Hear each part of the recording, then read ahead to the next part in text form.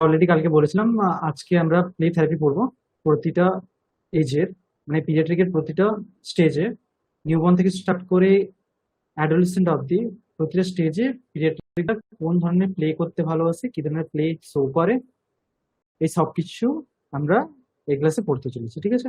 আর তোমরা কেউ কেউ নিচে ইউটিউবে কমেন্ট করেছো দেখলাম যে প্রিভিয়াস ক্লাসের কিছু কিছু কোশ্চেন যদি আমি রিপিট করি এখানে তাহলে খুব ভালো হয়। তো আমি কিছু কিছু কোশ্চেনও নিয়ে এসেছি, প্রথম কোশ্চেন গুলো দেখে নেবো, তারপরে ধীরে ধীরে ধীরে ধীরে আমরা টপিকের দিকে যাবো। তো একটা বিউটিফুল কোড নিয়ে আমি ক্লাসটা স্টার্ট করব। ঠিক আছে? এখানে স্বামী বিবেকানন্দজির কোড নিয়েছি আমি। কোনো সময় যদি তোমার মন ও বুদ্ধির মধ্যে যদি কোনো বিষয় নিয়ে দ্বন্দ্ব সৃষ্টি হয়, তখন নিজের মনের ওপর সবসময় ভরসা করবে। আমাদের প্রিপারেশনের ক্ষেত্রে এটা খুব জরুরি। ঠিক আছে? আমি নিজে যখন পার্সোনালি প্রিপারেশন নিচ্ছিলাম তখনও দেখেছি, যদি কোনো সময় কোনো কিছুতে তোমাদের দ্বন্দ্ব লাগে যে আমাদের সবকিছু ছেড়ে বসে প্রিপারেশন নেওয়া উচিত, গভর্নমেন্ট এক্সামের জন্য টাইম ওয়েস্ট, কারো কারো মনে হয় যে টাইম ওয়েস্ট করছি, টাইম ওয়েস্ট করা উচিত, টাইম ইনভেস্ট, অ্যাকচুয়ালি ওয়েস্ট বলাটা আমার ভুল, ইনভেস্ট করা উচিত কি নয়, এই জিনিসগুলো যদি তোমাদের কোনোদিন মনে হয়, তাহলে মন ও বুদ্ধির মধ্যে নিজের মনকে দৃঢ় করে জাস্ট ফোকাস হয়ে নিজের গোলের দিকে এগিয়ে যাবে। ঠিক আছে?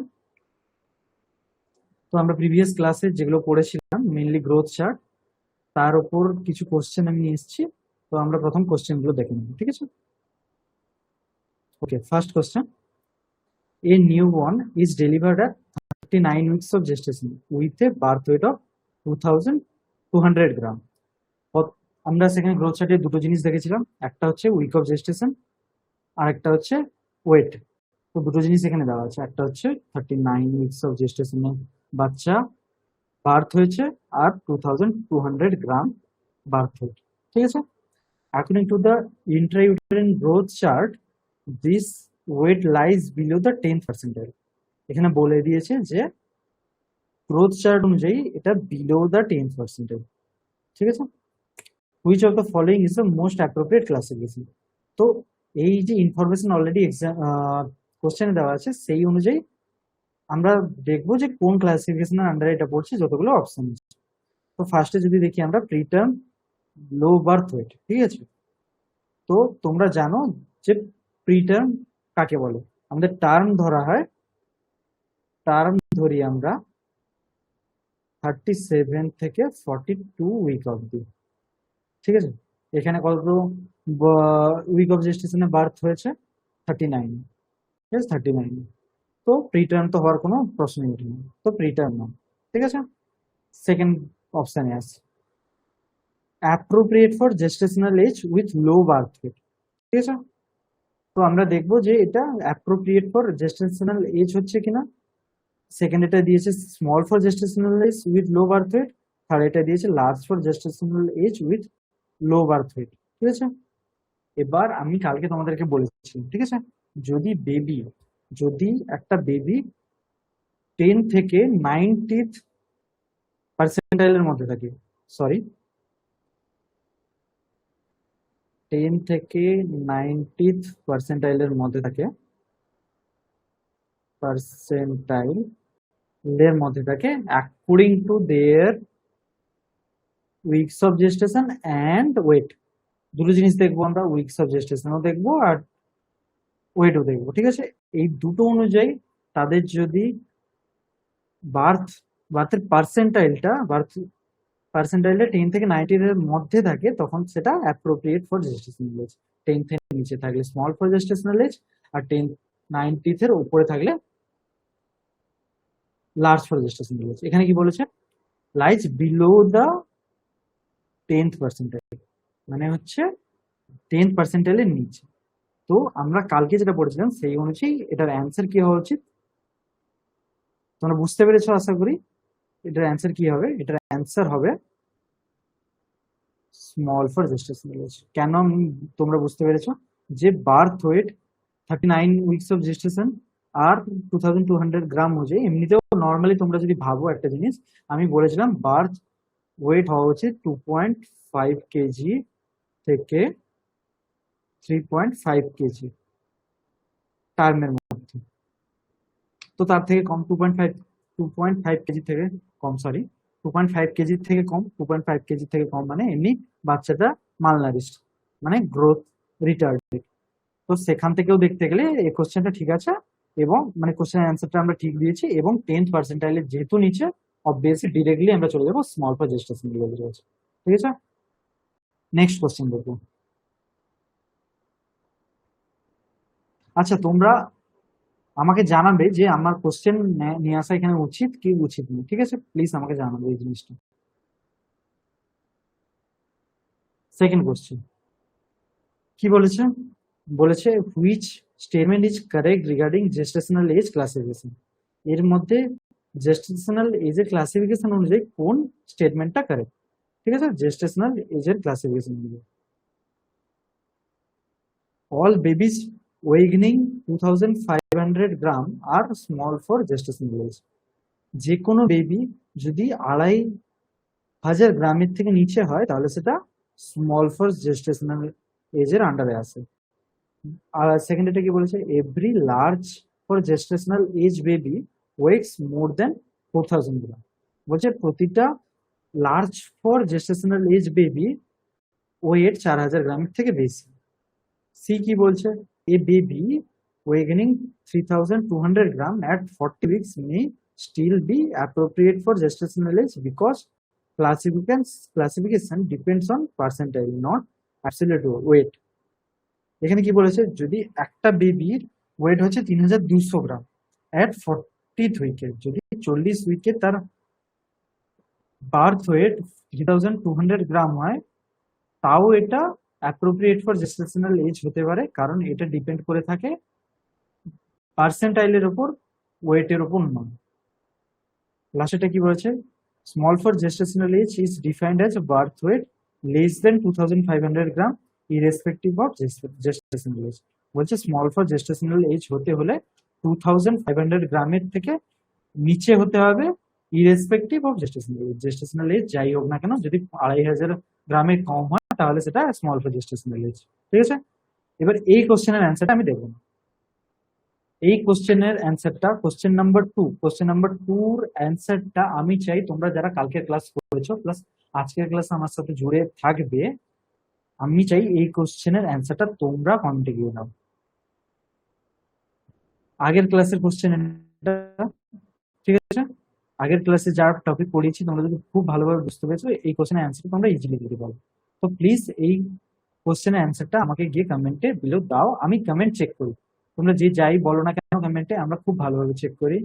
তোমরা টপিক চাইছো, নট সেট রিগার্ডিং ক্লাস চাইছো, সবকিছুই আমরা চেক করি। ঠিক আছে, তো প্লিজ গিয়ে এই কোশ্চেনের অ্যান্সারটা আমাকে কমেন্টে জানাবে প্লিজ। তারপরে একটা নর্মাল কোশ্চেন আছে, একটা বেবির এজ হচ্ছে, একটা বেবির ওয়েট হচ্ছে, বেবি এ যার ওয়েট হচ্ছে 950 gram, baby B 1450 gram, baby C 2300 gram, baby D 2700 gram. ঠিক আছে, which portion correctly classifies them according to birth wait.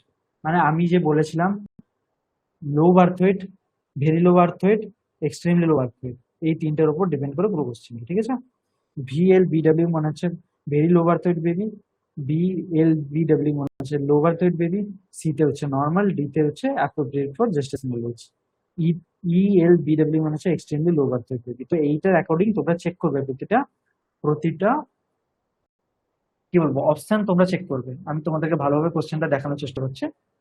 আমি আমার ভিডিওটাকে একটু ছোট করবো।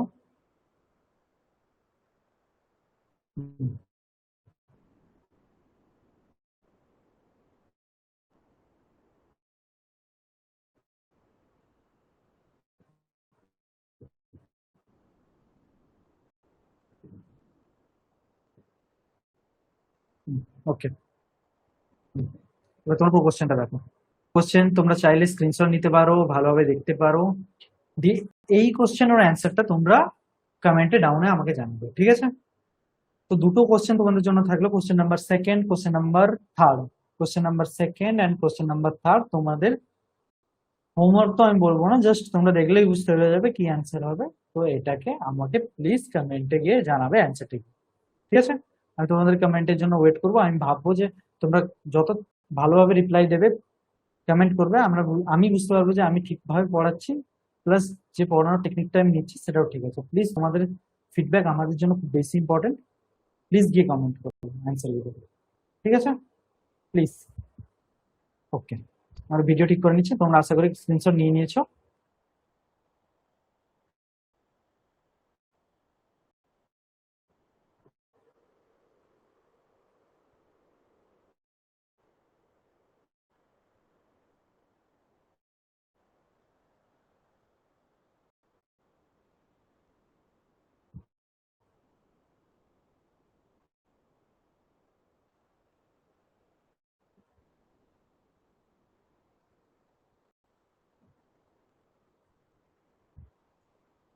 ঠিক আছে, ওকে। তো এখান থেকে আমাদের আজকের টপিক স্টার্ট হচ্ছে, ঠিক আছে? আজকের টপিক আমি বলেছিলাম অলরেডি কালকে, প্লে বা রিক্রিয়েশনাল অ্যাক্টিভিটিস। তো একটা বাচ্চা যখন জন্ম নেয়, মানে যখন সে ইনফ্যান্ট অবস্থায় থাকে, সরি নিউবর্ন অবস্থায় থাকে, সেখান থেকে আপ টু 18-19 ইয়ার্স অ্যাডোলেসেন্ট শেষ হওয়া অবধি তারা কোন স্টেজে কি কি প্লে করে, যেমন আমরা বলেছিলাম নিউবর্ন ফার্স্টে, তারপর ইনফ্যান্ট, তারপর টডলার, দেন প্রিস্কুলার, স্কুলার, অ্যাডোলেসেন্ট। তো প্রতিটা স্টেজে সে কি প্লে করতে ভালোবাসে, সে কি প্লে থ্রো করে, কি প্লে করে, সেইটার উপরে আজকে পুরো ক্লাসটা হতে চলেছে। এটা খুব ইম্পর্টেন্ট টপিক। তোমাদের প্রিভিয়াস এর কোশ্চেনে একটা জায়গায় আমি কোশ্চেন দেখেছি, তো তোমাদের আবার কোশ্চেনটা আসতে পারে, ঠিক আছে? টডলারকে নিয়ে আই থিঙ্ক কোশ্চেন ছিল, তো আমি বলবো টডলার কি প্লে করে, ঠিক আছে?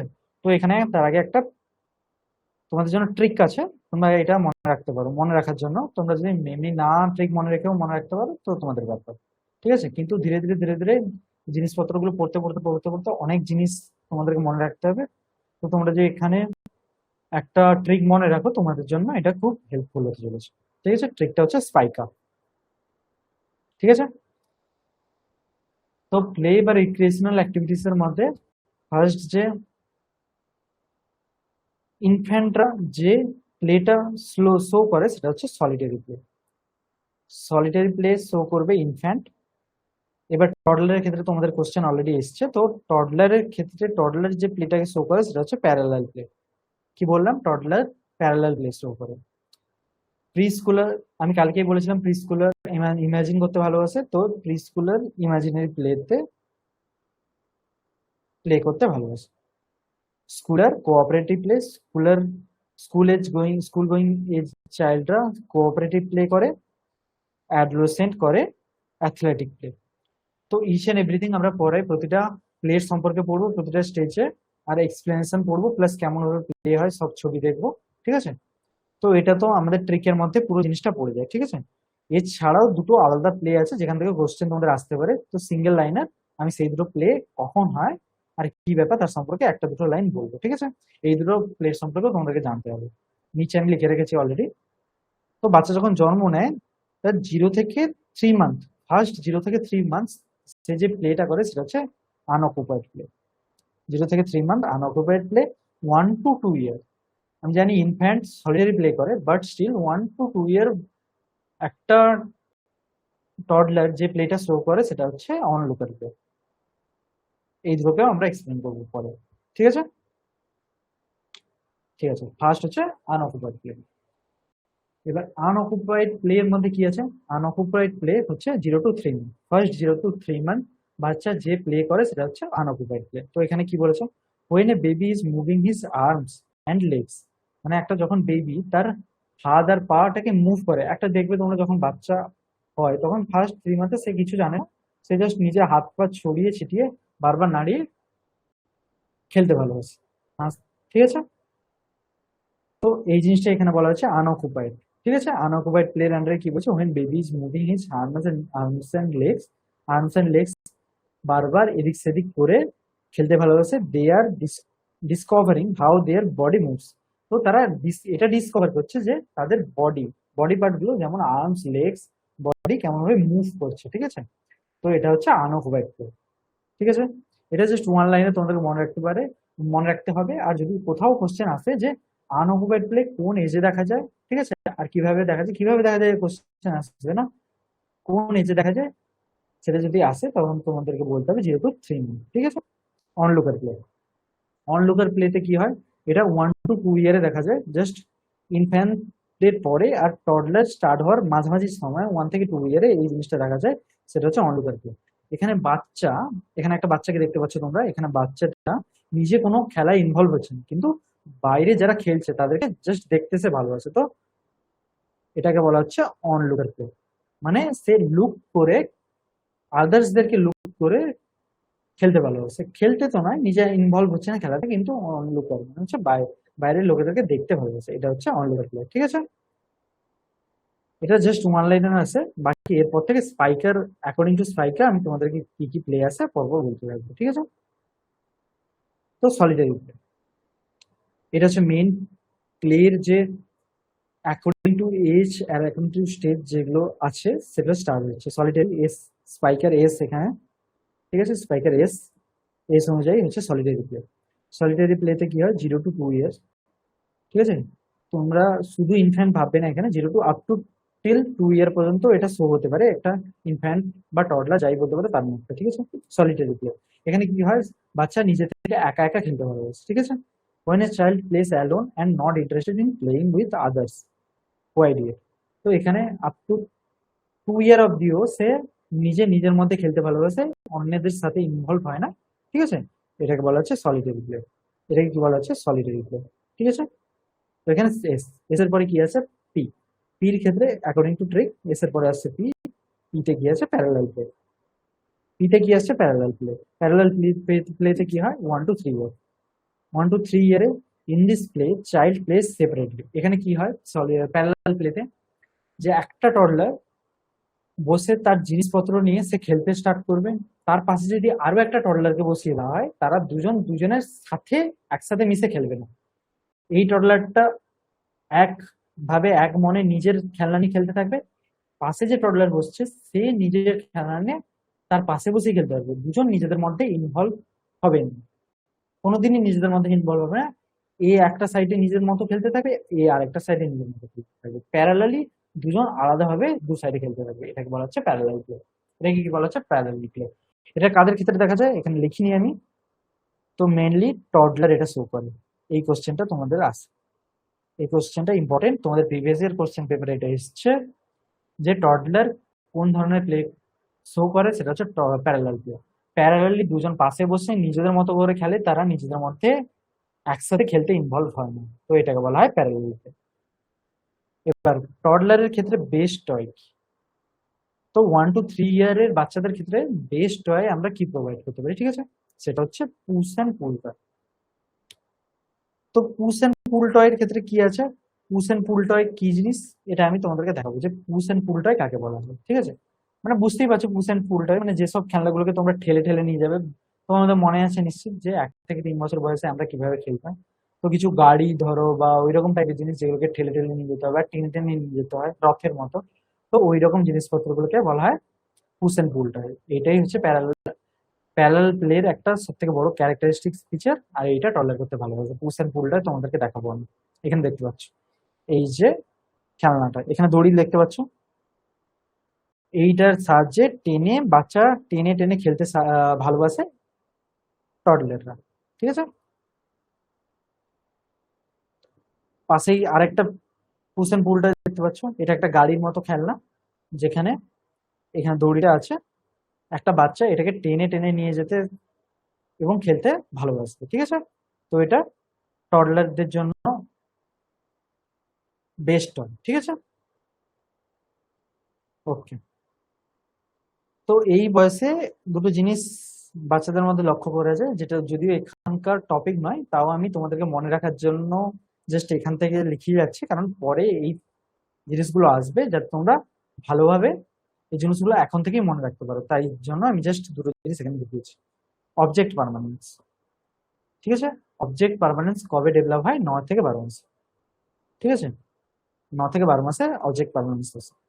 এবার অবজেক্ট পার্মানেন্ট কি জিনিস, এবার তোমাদেরকে একটা আমি স্টোরি বলবো, ঠিক আছে, স্টোরি নয়, ঠিক জাস্ট এক্সাম্পল।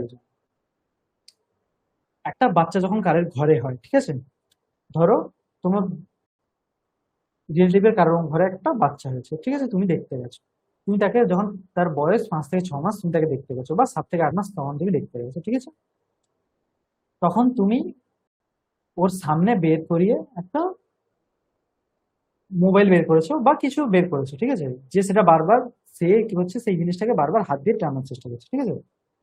ধরো এই পেনটা বের করেছো, বারবার বাচ্চাটা হাত দিয়ে গ্র্যাস্প করার চেষ্টা করছে এটাকে, ঠিক আছে? তুমি তখন কি করবে? আমরা সবাই করি এই জিনিসটা বাচ্চাকে দেখলেই, ঠিক আছে? আমরা কি বলবো, যে এই পেনটাকে কি করবো, তার হাত থেকে ফট করে লুকিয়ে দেবো পেছনে, ঠিক আছে? পেছনে লুকিয়ে দিলাম, দিয়ে বলবো যা, পাখি নিয়ে চলে গেছে বা ভূত নিয়ে চলে গেছে, ঠিক আছে? এটাকে লুকিয়ে দিলাম, আমি লুকিয়ে দিলাম, দিয়ে বাচ্চাকে বললাম যে ভূত নিয়ে চলে গেছে, ভূত নিয়ে চলে গেছে, ঠিক আছে? তখন সে কিন্তু কোনো রিয়াকশন দিবে না, সে ভাববে যে হ্যাঁ চলে গেছে।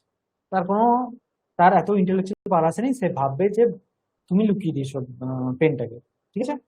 কিন্তু সেই বাচ্চা যখন তুমি তার বয়স 12 মাস হলো, 9 থেকে 12 মাস হলো, স্পেশালি 12 মাসে হয়, 12 মাসে সেই সেম বাচ্চার কাছে তুমি গেছো এবং পেনটা নিয়ে গেছো বা মোবাইলটা নিয়ে গেছো, সেই বাচ্চারা সেই মোবাইলটাকে আবার হাত দেওয়ার চেষ্টা করছে বা টেনে নেওয়ার চেষ্টা করছে, ঠিক আছে?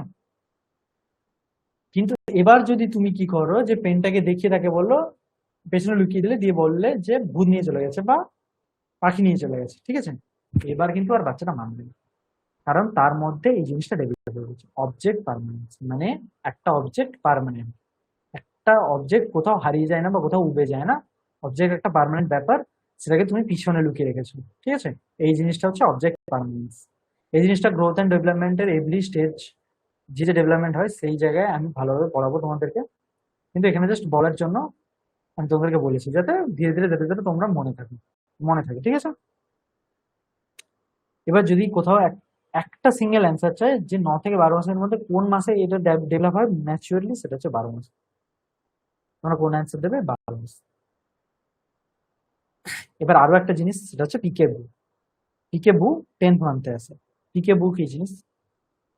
যেমন একটা বাচ্চা দেখলে আমরা এই জিনিসটা করি না সবসময়, একটা বাচ্চা ধরো সামনে আছে, তখন আমরা এই জিনিসটা করি, এরকম মুখ আড়াল করলাম তার সামনে, দিয়ে এরকম করে মুখ ইয়ে করলাম, দিয়ে ফট করে খুলে, হ্যাঁ এসে গেছি, এরকম করলাম, কই রে, এরকম করে জাস্ট জিনিসপত্রগুলো করে হাসানোর চেষ্টা করি, ঠিক আছে? এবার এই জিনিসটা পিক পিক করে বু করার যে জিনিসটা, এই জিনিসটা তার মধ্যে ডেভেলপ হয়, এটা জাস্ট করার পর সে নিশ্চিত হাসতে থাকবে একটা বাচ্চা। তো এই জিনিসটা ডেভেলপ হয় একটা বাচ্চার মধ্যে 10 মান্থ, ঠিক আছে? আমি এই রিয়াকশন গুলো জাস্ট তোমাদেরকে বোঝানোর জন্য ভালোভাবে ক্লিয়ারলি যাতে তোমরা বুঝতে পারো, তার জন্য ডেমনস্ট্রেট করছি। তো এটাকে নিয়ে বেশি হাসাহাসির কিছু নেই, ঠিক আছে? জাস্ট তোমরা যাতে ভালোভাবে বুঝতে পারো যে জিনিসগুলোর মানে কি, তার জন্য এক্সাম্পল দিচ্ছি, ঠিক আছে? তাহলে তোমাদের মনে থাকে তো, অবজেক্ট পার্মানেন্স কবে বললাম? অবজেক্ট পার্মানেন্স 9 থেকে 12, একটা সিঙ্গেল অ্যান্সার চাইলে 12 মাস। আর পিকে বু তাদের মধ্যে কবে ডেভেলপ হয়ে যায়? 10 মান্থ। তুমি যদি 6 মাসের বাচ্চাকে এটা করো, সে কিছু বুঝতে পারবে না, কিন্তু 10 মাসের বাচ্চাকে যদি তুমি এটা করো, যে কই রে, কই রে করো, সে বুঝতে পারবে আর সে হাসবে। 10 মান্থ। ঠিক আছে, এস আর পি হয়ে গেছে, সলিটারি প্লে, প্যারালাল প্লে, টলারের ক্ষেত্রে শেষ। এবারে আসছে আই। এবারে কি আসছে? আই। ঠিক আছে, আই এর ক্ষেত্রে কি হচ্ছে? ইমাজিনারি প্লে বা অ্যাসোসিয়েটিভ প্লে বা ফেক প্লে। এই প্লের 3টে নাম আছে, ইমাজিনারি প্লে, অ্যাসোসিয়েটিভ প্লে বা ফেক প্লে, ঠিক আছে? তো এখানে কি হচ্ছে, আমি তোমাদেরকে বলেছি যে প্রি স্কুলাররা স্কুল যাওয়ার আগের এজে যে চাইল্ড গুলো হয়, তারা খুব ইমাজিন করতে ভালোবাসে, সবকিছু জিনিস ইমাজিন করতে, জিনিসপত্র করতে ভালোবাসে, ঠিক আছে? তারা এখানে ইমাজিনারি প্লে করে। ইমাজিনারি প্লে এর ক্ষেত্রে তারা কি করে, যেমন তোমরা, আশা করি তোমরা সবাই এই জিনিসটা নিয়ে খেলেছো, ছেলে হোক মেয়ে হোক সবাই এই জিনিসটা নিয়ে খেলেছো। আমরা আগে এই জিনিসটাকে বলতাম রান্নাবাটির সেট, ঠিক আছে? তোমরা কি বলো জানি না, আমরা এখন বাচ্চারা বলে ইউটেন্সিল সেট, ঠিক আছে, কিচেন সেট, এরকম জিনিসপত্র ইউজ করে। তো আমরা স্পেশালি মেয়েরা এই জিনিসটা নিয়ে খেলেছে আশা করি, ঠিক আছে? রান্নাবাটির সেট বা ইউটেন্সিল সেট, এই জিনিসটা নিয়ে খেলেছে। তো এই জিনিসটা কি করে বাচ্চারা, এই জিনিসটা কিনে নিয়ে আসে মেলা থেকে, দিয়ে সবকিছু বের করে দেয়, এতে ছোট হাঁড়ি কড়া থেকে শুরু করে যত ধরনের ইউটেন্সিল থাকা দরকার সবকিছু আছে, ছুরি কাঁচি সবকিছু আছে, ঠিক আছে? তারা কি করে, নর্মাল প্লাস্টিকের গ্যাস থাকে, তার উপরে মানে হাঁড়ি আছে, হাঁড়ি বসায়, তাতে জল দেয়, দিয়ে বলে যে এটা আমার ভাত রান্না করছি, এরকম করে খুন্তি বা কিছু দিয়ে নাড়ানো স্টার্ট করে, রান্না করে, দিয়ে সবাইকে খেতে দেয়, এরকম তারা এই জিনিসটা করে। ঠিক আছে, এখানে কি হয়, এই জিনিসগুলো তোমরা যদি মনে করতে পারো যে যখন এইসব খেলাগুলো তোমরা খেলছিলে, তোমরা তোমাদের বন্ধুদেরকে ডেকে এনে একসাথে খেলছিলে। ঠিক আছে, তোমরা পুরো প্রপারলি একসাথে খেলতে, একসাথে সবকিছু মিলিয়ে খেলতে, এটা আমি বলছি না, কিন্তু তোমার বন্ধুরাও থাকতো তোমাদের সাথে, এটা আমি বলতে চাইছি। ঠিক আছে, তো এই জিনিসটা কি করছি আমরা, যে একটা প্লাস্টিকের গ্যাস রাখছি, তার উপরে হাঁড়ি রাখছি, কড়া রাখছি, দিয়ে রান্না করছি। তো আমরা কি করছি, ইমাজিন করছি যে তার মধ্যে খাবার আছে, বাচ্চা ইমাজিন করছে তার মধ্যে খাবার আছে, দিয়ে তাকে রান্না করছি। ঠিক আছে, তো এই জন্য বলছি যে 4 to 6 ইয়ার্স অফ এজের বাচ্চারা ইমাজিন করে খেলতে ভালোবাসে। তো ইমাজিনারি প্লে করতে বা ফেক প্লে করতে, ফেক প্লে বলে এটা মানে যে ফেক, তারা সত্যিকারের রান্না করে না, তো ফেক ফেক রান্না করে, সেই জন্য এটাকে বলা হচ্ছে ফেক প্লে। 3 to 5 ইয়ার্স এর চাইল্ডরা এটা করতে ভালোবাসে। যেমন দেখো এখানে যে একটা বাচ্চা মেয়ে বসে, আই থিঙ্ক এটা সে চায়ের সেট, তো চা সার্ভ করছে সে সবাইকে, আই থিঙ্ক এটা হটপট, আই থিঙ্ক। তো এই জিনিসগুলো সে করছে। ঠিক আছে, এখানে কি বলেছে, when a child start interacting with others during play but not much cooperation is required. ঠিক আছে, এখানে সে ইন্টারাক্ট করা স্টার্ট করে দিয়েছে, তার বন্ধুর সাথে একসাথে খেলা স্টার্ট করে দিয়েছে, কিন্তু খুব বেশি ইন্টারাকশন, খুব বেশি তাদের হেল্প দরকার নেই। ঠিক আছে, উইথাউট খুব বেশি হেল্পও এটা হতে পারে। তো এর ক্ষেত্রে কি আছে, এর ক্ষেত্রে হচ্ছে আমরা এই জিনিসটাকে ইউজ করছি মেনলি। আমি আমি আশা করছি যে তোমরা সবাই এই জিনিসটাকে নিয়ে খেলেছো। যারা গ্রামের বাচ্চা, আমি স্পেশালি জানি, শহরের বাচ্চার কথা আমি বলতে পারবো না। এখন শহরের বাচ্চারাও খুব অ্যাডভান্স, তারা খুব ব্লক, লার্জ ব্লক আমরা আছি, এর পরের জিনিসগুলোতে পড়তে সাহায্য করবো, কিউব, এইসব নিয়ে খেলা স্টার্ট করেছে।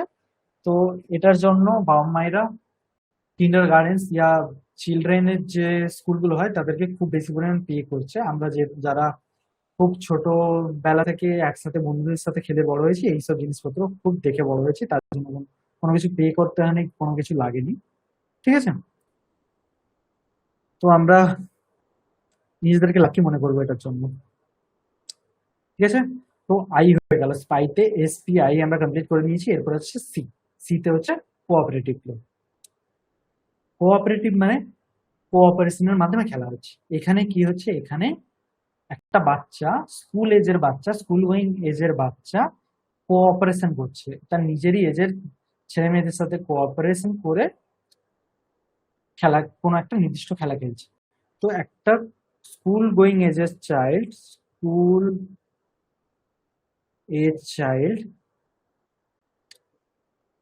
নিজের গ্রোথ এন্ড ডেভেলপমেন্টের ক্ষেত্রে দেখবো, বিভিন্ন স্টেজের ক্ষেত্রে দেখবো, ইন্ডাস্ট্রি বিল্ড করতে সাহায্য, ইন্ডাস্ট্রি বিল্ড করে। ইন্ডাস্ট্রি কি জিনিস, যে নিজেদের মধ্যে একটা গ্রুপ গঠন করে। ছেলেরা ছেলেদেরকে নিয়ে একটা গ্রুপ, মেয়েরা মেয়েদেরকে নিয়ে একটা গ্রুপ, বা বোথ সাইডেরও গ্রুপ হতে পারে। মেইনলি ছেলেরা ছেলেদেরকে নিয়ে গ্রুপ গঠন করে, মেয়েরা মেয়েদেরকে নিয়ে একটা ইন্ডাস্ট্রি গঠন করে। ঠিক আছে,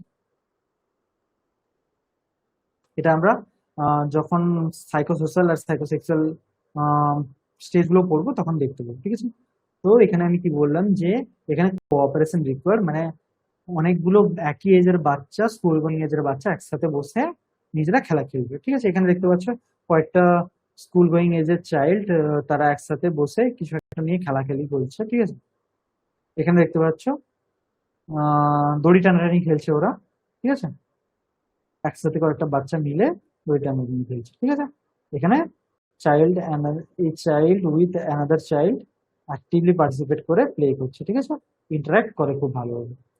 সি পর্যন্ত হয়ে গেল, SPIC পর্যন্ত হয়ে গেল। এরপরে লাস্ট কি আছে, এ এতে হচ্ছে অ্যাথলেটিক প্লে।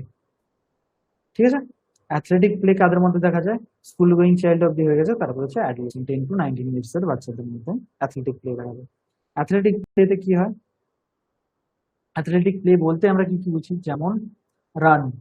ঠিক আছে, বিভিন্ন ধরনের 100 metre, 500 metre run, long jump, high jump. এখানে তোমরা সমস্ত রকম দেখতে পাচ্ছ, ব্যাডমিন্টন, ফুটবল, ক্রিকেট, টেনিস, সমস্ত রকমের খেলা দেখতে পাচ্ছি। ঠিক আছে, এখানে কি হয়, এখানে ছেলেরা নিজেদের মধ্যে একসাথে কোঅপারেট করে খেলতে পারে, বাট নিজেরা নিজেদের পার্সোনাল গোলকে অ্যাচিভ করার জন্য নিজেদের জন্যও খেলে। ঠিক আছে, কি লেখা আছে দেখে নিন। ইন দিস শেয়ারিং অকার্স, এখানে শেয়ার করে তারা, sharing occurs, but mutual goals are not set. Mutually কোনো কোনো প্লেয়ের ক্ষেত্রে মিউচুয়াল গোল সেট হয়, কোনো কোনো ম্যাক্সিমাম প্লেয়ার ক্ষেত্রে মিউচুয়াল গোল সেট হয় না, কারণ তারা নিজেদের জন্য খেলে কিছু কিছু ক্ষেত্রে। ঠিক আছে, play for separately identical activity, নিজের একটা আইডেন্টিটি বানানোর জন্য অ্যাডোলেসেন্টরা নিজেদের আইডেন্টিটি বানানো স্টার্ট করে।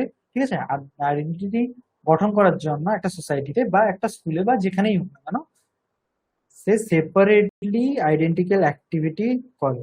ঠিক আছে, নিজেদের আইডেন্টিটি গঠন করার জন্য। ঠিক আছে,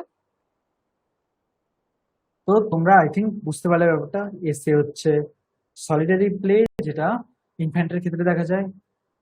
তারপরে হচ্ছে পিতে হচ্ছে প্যারাল প্লে, যেটা টডলারের ক্ষেত্রে দেখা যায়। আইতে হচ্ছে ইমাজিনারি প্লে, যেটা প্রি স্কুলারদের ক্ষেত্রে দেখা যায়। সিতে হচ্ছে কোঅপারেটিভ প্লে বা ফেক প্লে বা ইমাজিনারি প্লে, যেটা হচ্ছে প্রি স্কুলারদের ক্ষেত্রে দেখা যায়। স্কুল গোয়িং চাইল্ডদের ক্ষেত্রে কোঅপারেটিভ প্লে দেখা যায়।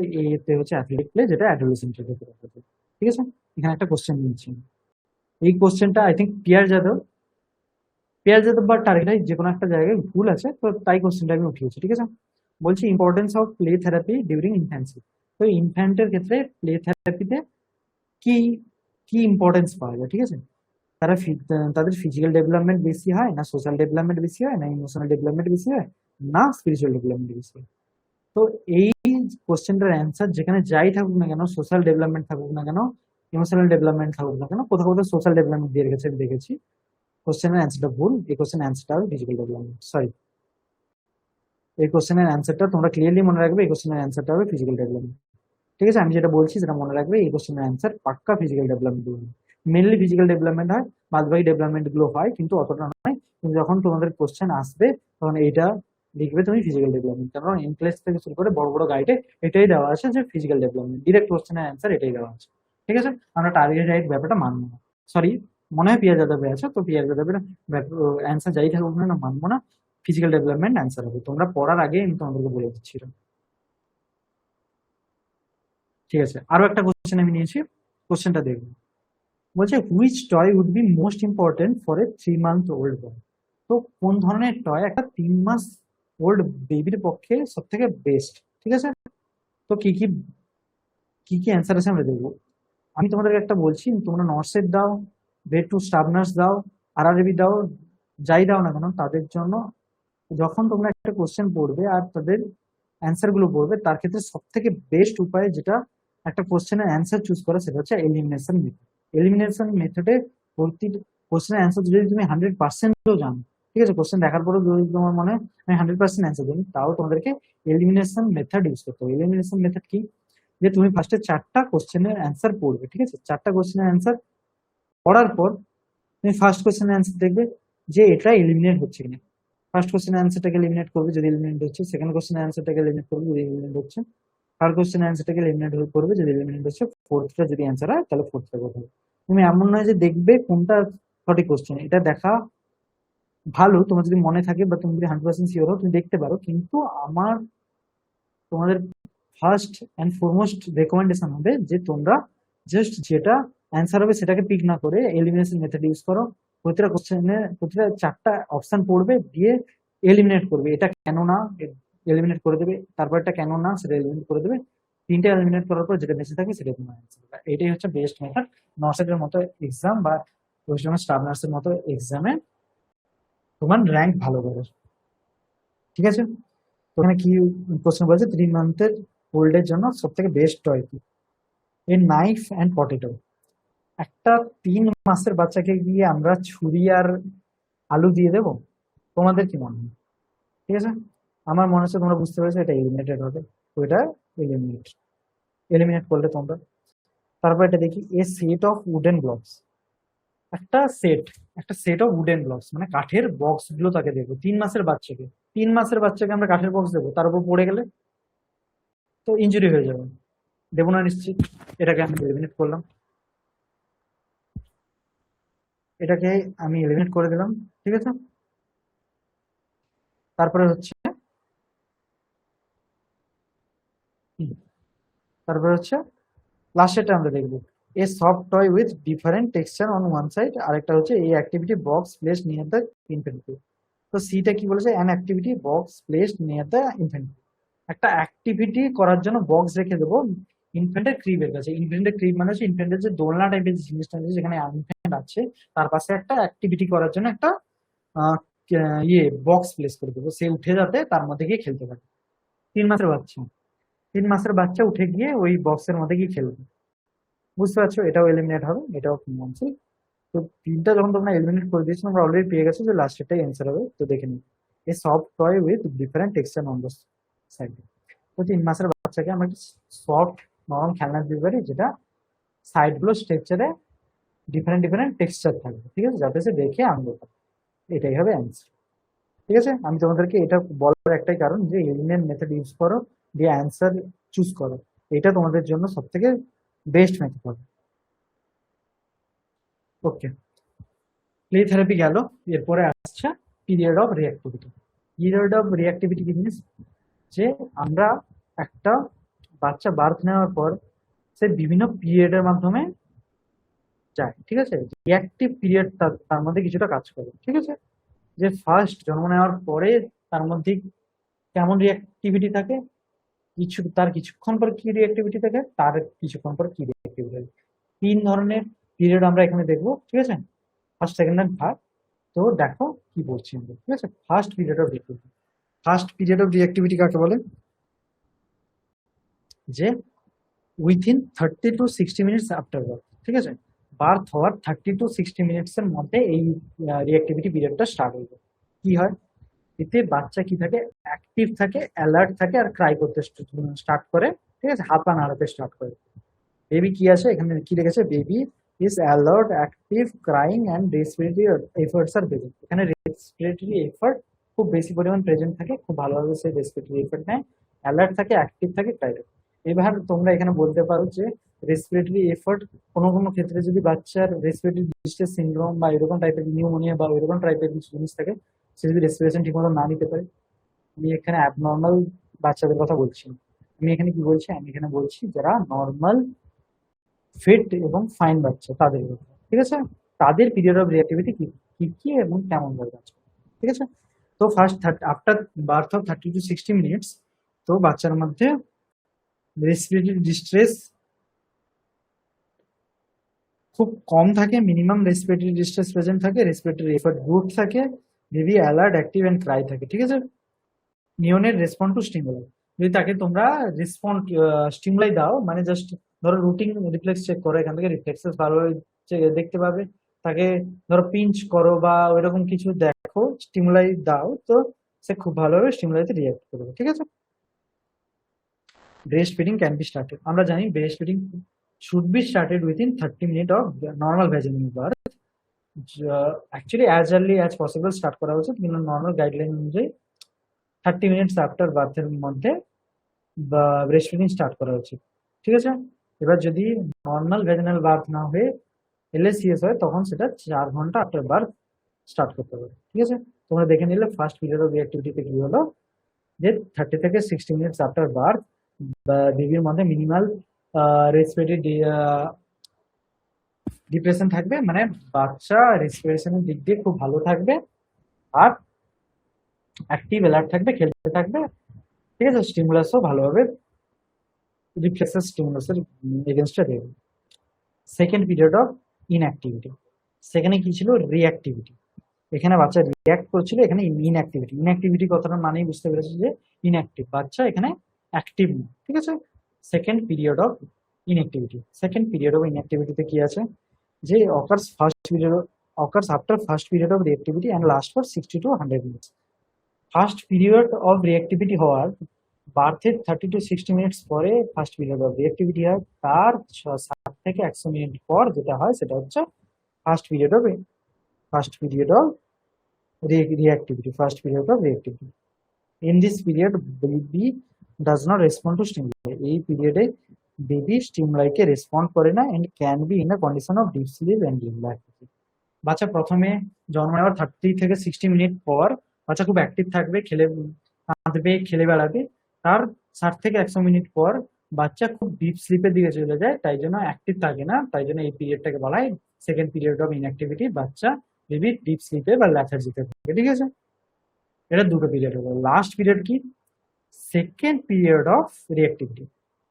আমরা ফার্স্ট পিরিয়ড অফ রিঅ্যাক্টিভিটি এখানে পড়েছি, সেকেন্ড পিরিয়ড অফ ইনঅ্যাক্টিভিটি পড়েছি, এবার হচ্ছে সেকেন্ড পিরিয়ড অফ রিঅ্যাক্টিভিটি, মানে এগেন রিঅ্যাক্টিভ হয়ে যাচ্ছে, ঠিক আছে। ফার্স্ট পিরিয়ড অফ রিঅ্যাক্টিভিটি হয়েছিল, এটা হচ্ছে সেকেন্ড পিরিয়ড অফ রিঅ্যাক্টিভিটি, মাঝখানে ইনঅ্যাক্টিভিটি ছিল। সেকেন্ড পিরিয়ড অফ রিঅ্যাক্টিভিটিতে কি আছে, মানে বাচ্চা এখানে আবার রিঅ্যাক্টিভ হয়ে গেছে এবং ভালোভাবে অ্যাক্টিভ আছে, খেলে বেড়াচ্ছে।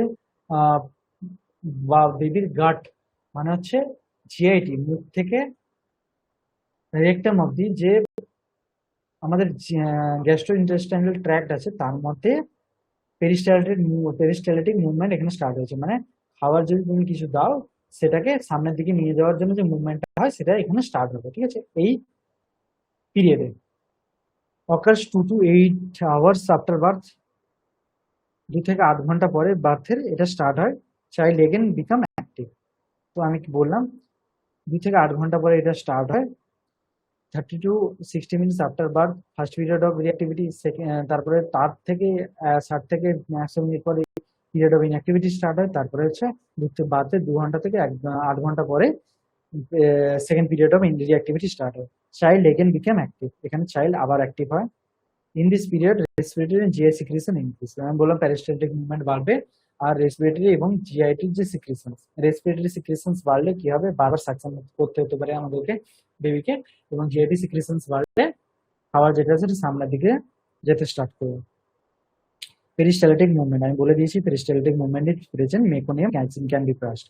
এবার ফার্স্ট বেবি যেটা স্টুল পাস করে তাকে বলা হয় মেকোনিয়াম। মেকোনিয়াম কাকে বলে?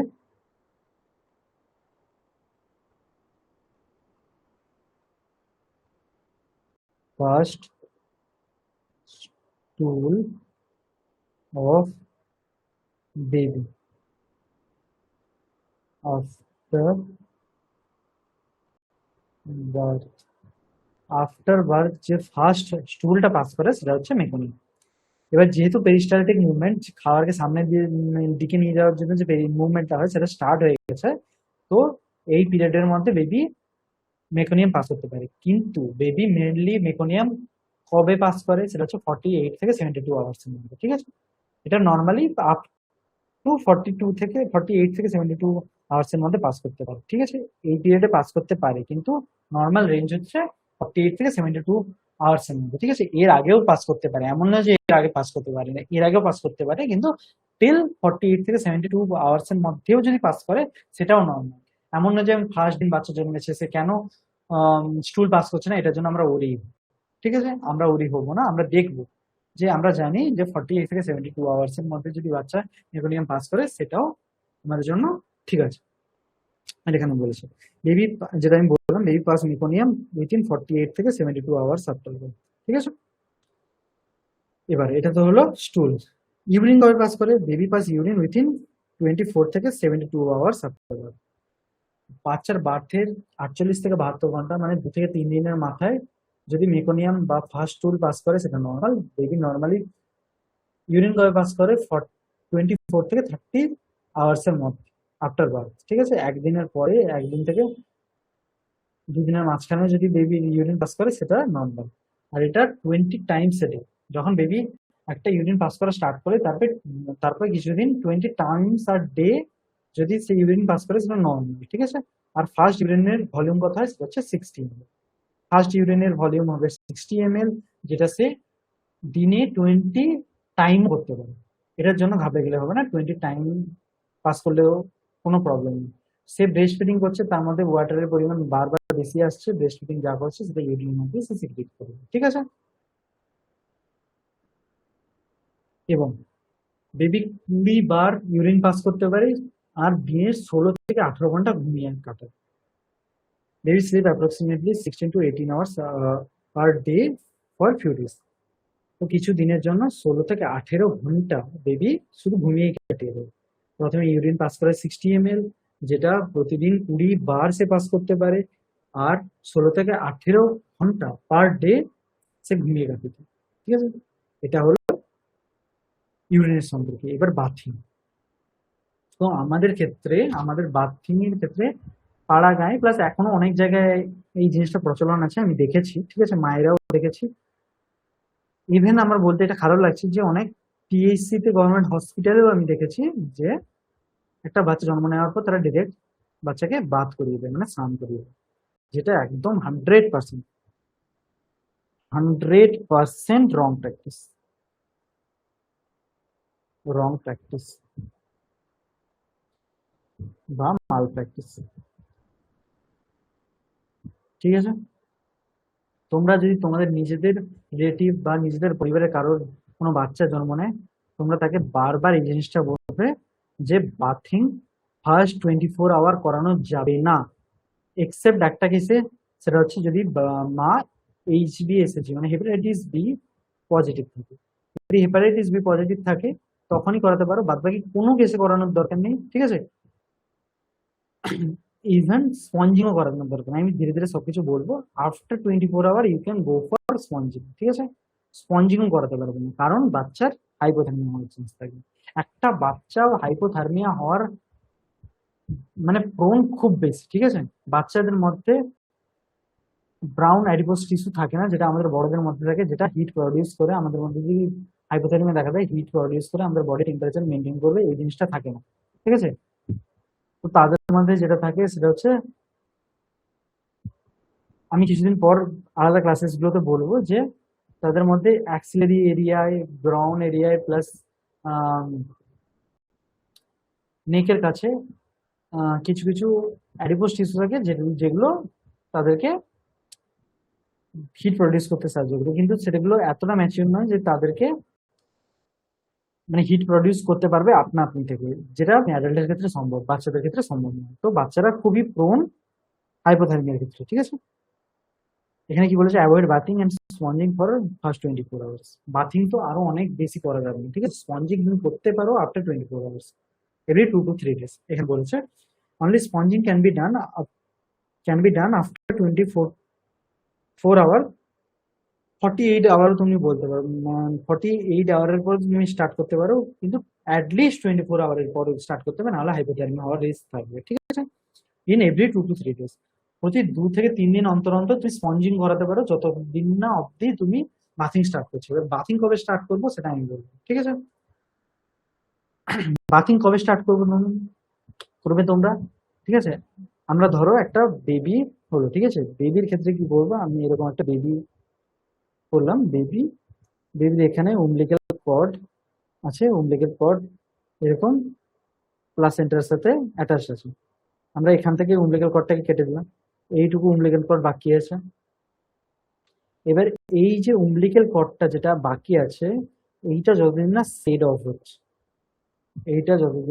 অফ হচ্ছে, তোমরা স্নান করাতে পারবে না। ঠিক আছে, বাচ্চাকে ইনফেকশনের রিস্ক প্লাস হাইপোথার্মিয়ার রিস্ক তো আছে। উমলিক্যাল কর্ড সেড অফ, সরি একটু বড় করে লিখবো,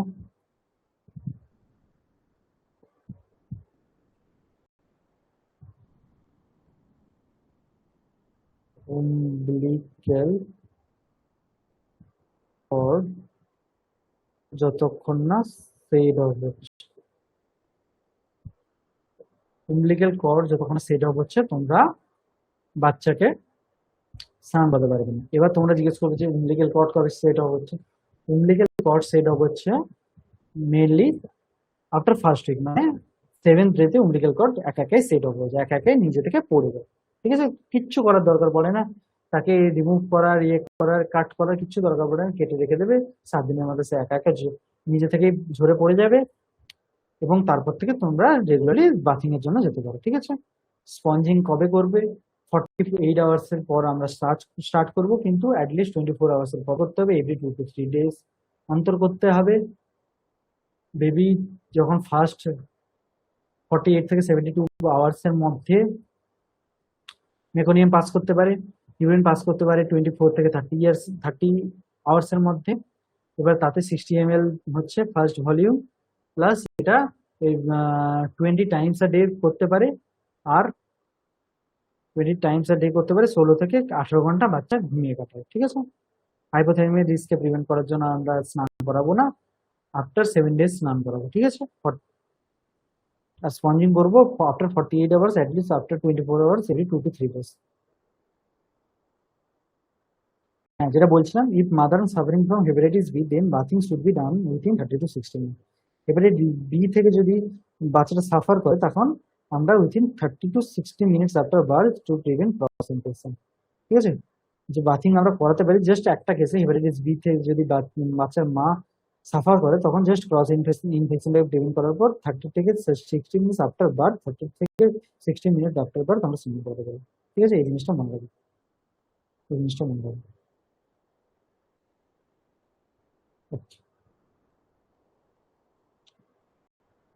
তো এরপর লাস্ট কোশ্চেন এখানে একটা আছে, সরি এই কোশ্চেনটা আমি অলরেডি বলে নিয়েছি, তো এই কোশ্চেনটা আর বলার দরকার নেই। ঠিক আছে, তো যা আমরা আজকে পড়েছি সেই জিনিসগুলো একবার রিভিউ করে নেবো। ঠিক আছে, এই কোশ্চেনটা আমি অলরেডি বলে দিয়েছি, তো এটার অ্যান্সার এটাই হবে যেরকম আমাদেরকে অলরেডি বলেছি, software with different texture on the set. ঠিক আছে, কোশ্চেন রিপিট হয়ে গেছে। ঠিক আছে, তোমাদেরকে ক্লাস কেমন লাগছে প্লিজ আমাকে কমেন্ট করে জানাবে, গ্রুপেও বলতে পারো তোমরা, ইউটিউবে কমেন্টেও বলতে পারো। আমি ভালোভাবে জাস্ট জিনিসগুলো দেখি, তোমাদের কমেন্টও রিভিউ করি। আর কোথায় কিছু যদি অ্যাড করা থাকে বা কোশ্চেন আরো যদি অ্যাড করলে ভালো হয়, বা কোশ্চেন করে যদি আমাদের আমার বাদ দেওয়া উচিত, জাস্ট থিওরি ক্লাসের ওপর ভালোভাবে জোর দেওয়া উচিত, এই জিনিসটা আমাকে প্লিজ একটু জানাবে। ঠিক আছে, তো আরেকবার রিভাইজ করে নিই, চলো।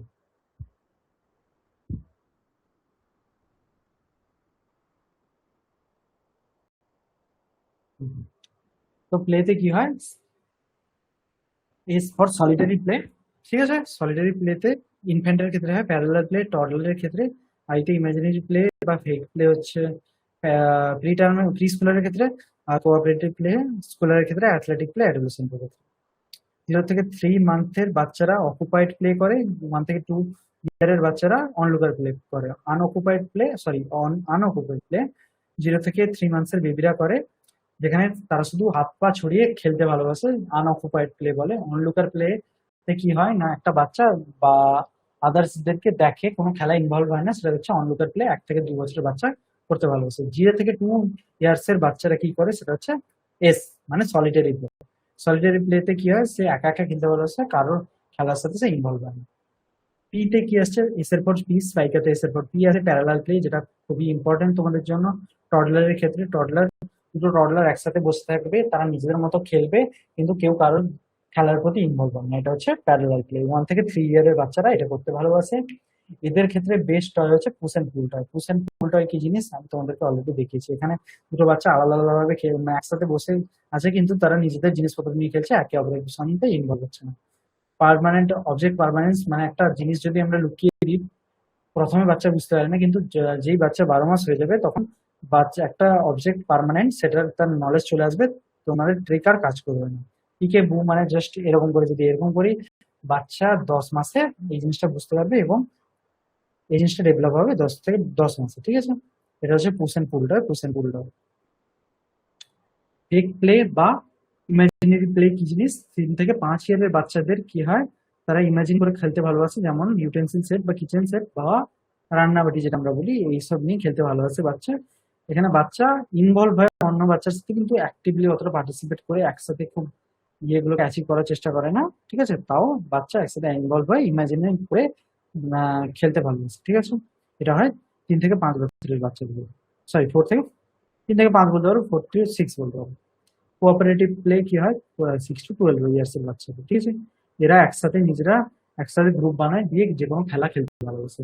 এরা একে অপরের প্রতি যে কোনো খেলায় ইনভলভ হয় এবং খেলতে ভালোবাসে। অ্যাথলেটিক প্লেতে কি হয়, এখানেও একে অপরের সাথে ইনভলভ হয়ে খেলে, কিন্তু এখানে কি হয়, নিজেরা নিজেদের আইডেন্টিটি পুট করার জন্য বা আইডেন্টিটি বাঁচিয়ে রাখার জন্য বা আইডেন্টিটিটাকে সেট করার জন্য, সবার সামনে তুলে ধরার জন্য, সোসাইটি তুলে ধরার জন্য খেলে। ঠিক আছে, এখানে এরা স্ট্রিক্ট রুল নিয়ে খেলাধুলা করতে ভালোবাসে। এদের ক্ষেত্রে স্ট্রিক্ট রুল প্রেজেন্ট থাকে প্রতিটা খেলা, যেমন ক্রিকেট বলতে পারো তোমরা, ব্যাডমিন্টন বলতে পারো, ফুটবল বলতে পারো। গ্রুপ প্লে বা সিঙ্গেল প্লে, যেমন রান বলতে পারো, হাই জাম্প, লং জাম্প, এগুলো বলতে পারো। ঠিক আছে, সেপারেটলি খেলে আইডেন্টিক্যাল অ্যাক্টিভিটির জন্য। ঠিক আছে, একটা বাচ্চা যখন খেলে তখন তার ফিজিক্যাল ডেভেলপমেন্টটা মেইনলি হয়। ঠিক আছে, এখানে আমি বলেছি অলরেডি সফটওয়্যার দরকার 3 মাসের বাচ্চাদের ক্ষেত্রে, different texture on the side. Period of reactivity কি হয়? ফার্স্ট পিরিয়ড অফ রিঅ্যাক্টিভিটি যেখানে 30 থেকে 60 মিনিট আফটার বার্থ একটা বাচ্চা খুব অ্যালার্ট থাকে, এখানে ব্রেস্ট ফিডিং স্টার্ট করাতে হবে, অ্যাক্টিভ অ্যালার্ট থাকে, ঠিক আছে, মিনিমাল রেসপিরেটরি ডিস্টেন্স প্রেজেন্ট থাকে, খুব হেসে খেলে বেড়ায় এবং রেসপন্স প্রেজেন্ট করে। সেকেন্ড পিরিয়ড অফ ইনঅ্যাক্টিভিটি যেখানে ইনঅ্যাক্টিভ হয়ে যায় বাচ্চা, ফার্স্ট পিরিয়ড অফ রিঅ্যাক্টিভিটির পরে 60 থেকে 100 মিনিট পরে এই জিনিসটা দেখা যায়, যেটা হচ্ছে যেখানে বাচ্চা কোনো স্টিমুলাইতে রেসপন্ড করে না এবং বাচ্চা ঘুমিয়ে থাকে, ডিপ স্লিপে থাকে এবং ল্যাথার্জি ফিল করে, ঠিক আছে। সেকেন্ড পিরিয়ড অফ রিঅ্যাক্টিভিটি কি জিনিস? সেকেন্ড পিরিয়ড অফ রিঅ্যাক্টিভিটি মানে বাচ্চা এখানে আবার রিঅ্যাক্টিভ হয়ে গেছে, বাচ্চার মধ্যে এখানে জিআই সিক্রিশন, রেসপিরেটরি সিক্রিশন খুব বেড়ে গেছে, বারবার সাকশন করতে হতে পারে এবং জিআই সিক্রিশন হওয়ার পরে বাচ্চা পেরিস্টালটিক মুভমেন্টের মাধ্যমে মেকোনিয়াম পাস করতে পারে। কিন্তু মেকোনিয়াম বাচ্চা মেইনলি পাস করে হচ্ছে এই পিরিয়ডে খুব বাচ্চা অ্যাক্টিভ থাকে, মেইনলি বাচ্চা মেকোনিয়াম পাস করে 48 থেকে 72 আওয়ার্স আফটার বার্থ। বাচ্চা ফার্স্ট ইউরিন পাস করে 24 থেকে 30 আওয়ার্স এর পর, যেটা 60 ml হয় মেইনলি, আর প্রতিদিন 20 টাইমস আ ডে করতে পারে। বাচ্চা যখন একটা জন্মায় তখন প্রথম 16 থেকে 18 ঘন্টা ঘুমিয়ে কাটিয়ে দেয়। বাথিং এর ক্ষেত্রে যতক্ষণ না একটা বাচ্চার উমলিক্যাল কর্ড সেট অফ হচ্ছে ততক্ষণ বাচ্চাকে বাথিং দেওয়া যাবে না। উমলিক্যাল কর্ড সেট অফ হয় মেনলি 7 দিনের পর। বাথিং আর স্পঞ্জিং দুটোই আমরা অ্যাভয়েড করবো। বাথিং তো 7 দিনের অবধি অ্যাভয়েড করবো, স্পঞ্জিংটা আমরা অ্যাভয়েড করবো 48 আওয়ার্স। যদি 48 আওয়ার্স কোথাও অপশন না থাকে, অ্যাটলিস্ট 24 আওয়ার আমরা অ্যাভয়েড করবোই করবো। তারপরে এভরি 2 থেকে 3 দিনে আমরা স্পঞ্জিং দিতে পারি বাচ্চাকে। এবার একটা ক্ষেত্রে আমরা বাদ করিয়ে দেবো আফটার 30 to 60 মিনিটস অফ কি বলে বার্থ, সেটা হচ্ছে মায়ের যদি হেপাটাইটিস বি থাকে, হেপাটাইটিস বির ক্ষেত্রে আমরা বাচ্চা প্রথমেই after 30 to 60 minutes of birth আমরা বাচ্চাকে বাদ করিয়ে দেবো, ঠিক আছে। এবার আজকের ক্লাস এই পর্যন্তই। প্লিজ তোমাদের কেমন লাগলো ক্লাস কমেন্টে জানাবে, রিভিউ দেবে, প্লাস কি আমরা ইমপ্রুভ করতে পারি সেটা আমাদের কমেন্টে জানাবে। আমরা প্রতিটা কমেন্টকে খুব ভালোভাবে দেখি এবং খুব ভালোভাবে রিভিউ করি। প্লিজ আমাদেরকে সব ফিডব্যাক গুলো দিলে আমরা খুব বেশি খুশি হই, আমরাও মোটিভেটেড থাকি এসব বিষয় নিয়ে, ঠিক আছে। তো এখানে আমরা আমাদের এই ক্লাসটা শেষ করছি। Thank you.